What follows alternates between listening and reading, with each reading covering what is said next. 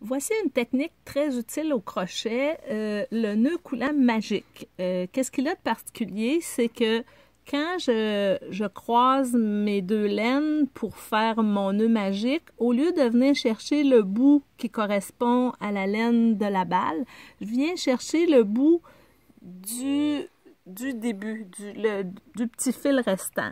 Alors, si je le rentre à l'intérieur et que je tire, ce que ça va faire, c'est que une fois que je vais avoir tricoté avec la laine de ma balle, je vais pouvoir venir resserrer le trou, qui est très utile pour le début d'un travail en circulaire au crochet.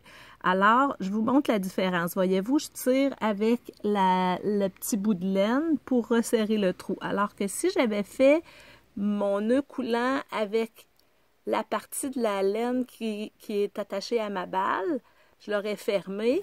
Quand va venir le temps de le refermer, je vais pouvoir le faire au tout début, mais une fois que je vais avoir commencé à tricoter avec la laine, je ne pourrai plus le faire. Donc, au crochet, c'est moins utile de faire le nœud coulant de cette façon-là. Alors, je vous le remonte une dernière fois. Je me fais un cercle et je croise et je viens chercher au centre, par le centre, la partie du début de la laine, le petit bout.